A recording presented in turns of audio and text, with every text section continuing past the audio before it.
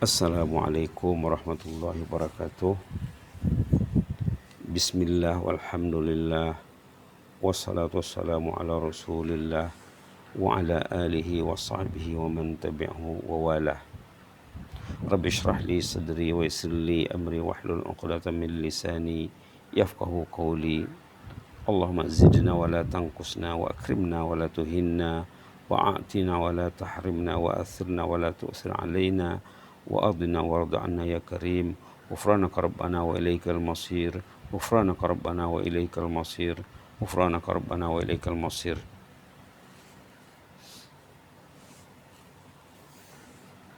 Kita pagi ini bersama kata hikmah gagasan Bernas Al-Fudail bin Iyad rahimahullah, pertemuan yang ke-75, membincangkan tentang persahabatan mukmin,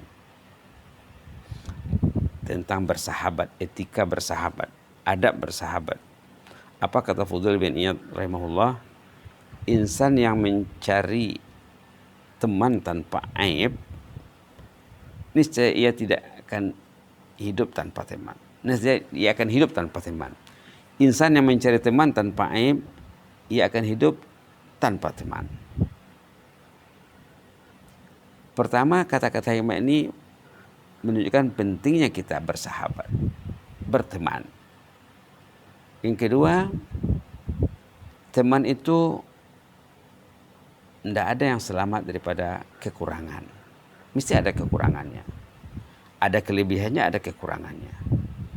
Maka bila kita berteman dengan seseorang, jangan dilihat kelemahannya. Kalau kita masih sibuk mencari kelemahan orang, selamanya tidak akan selesai dengan orang, karena tidak ada cacatnya. Yang tidak ada cacatnya Rasulullah Sallallahu Alaihi Wasallam saja yang maksum. Nah, dibacakan lagi ya. Insan yang mencari teman tanpa aib, ia akan hidup tanpa teman. Teman ini penting, sahabat ini penting. Rasulullah dikenali dengan sahabatnya. Bila kita berselawat, Allahumma sholli ala sayyidina Muhammadin wa ala alihi wa sahbihi. Bila kita berselawat, kita disunatkan bersalawat ke atas baginda, keluarga dan sahabat. Kalau kita lihat cerita-cerita Nabi lain dalam Quran, cerita Nabi Isa contohnya terkenal dengan sahabatnya. Cerita Nabi Musa terkenal dengan sahabatnya, dengan jemaah masing-masing. Jadi kita kena menjaga sahabat. Sahabat itu kalau dijaga dengan baik, jangan kita hanya memikirkan kelemahannya saja, pikirkan kebaikannya, potensinya yang ada pada dia. Insya Allah kita akan selalu memanfaatkan sahabat-sahabat kita. Subhanallah, subhanallah. Orang-orang saleh dulu karena cintanya bersahabat, ada di antara doa mereka yang patut kita amalkan ya, doa tentang sahabat. Apa katanya? Allahumma yassir li jalisan salihah. Ya Allah, Engkau mudahkanlah bagiku untuk senantiasa bergaul dengan orang yang saleh. Jalisan salihah, sahabat akrab yang saleh.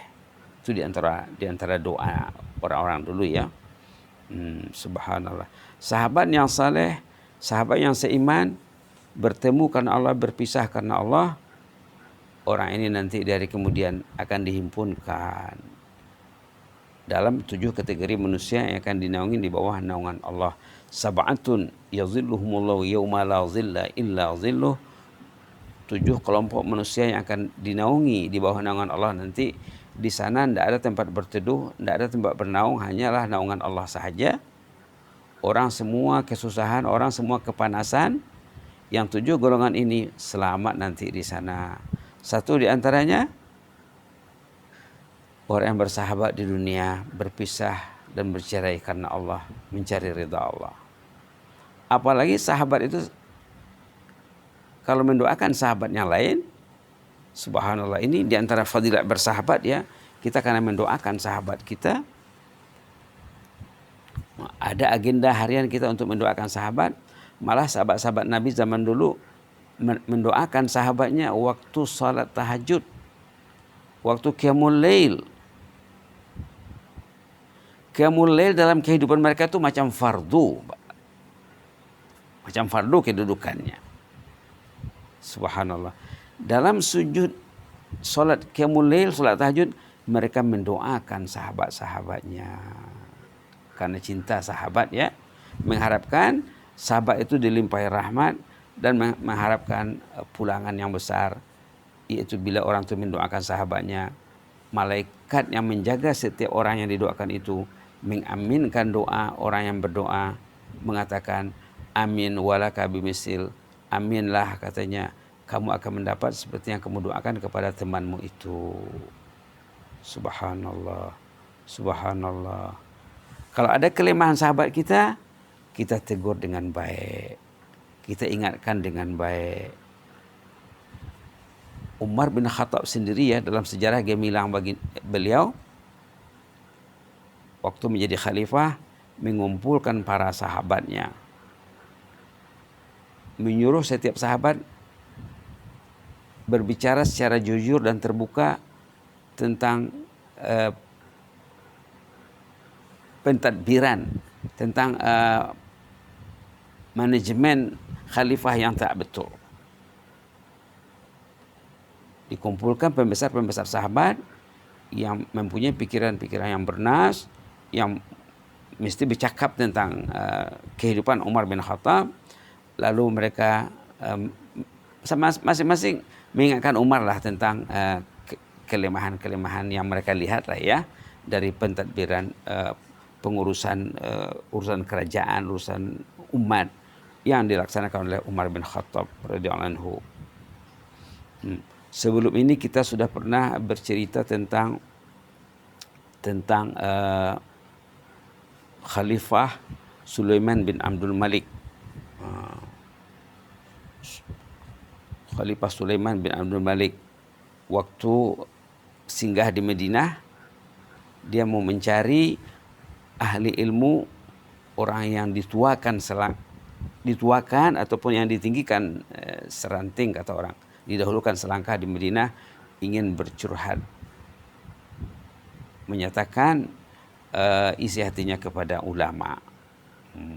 Sampai di Madinah dia mencari sahabat yang senior yang dapat mengingatkan tentang perihal kehidupan.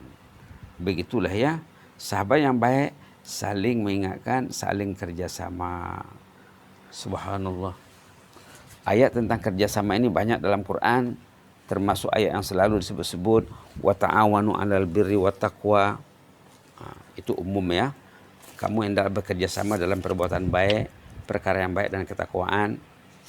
Ada lagi ayat yang sangat perlu juga kita perhatikan.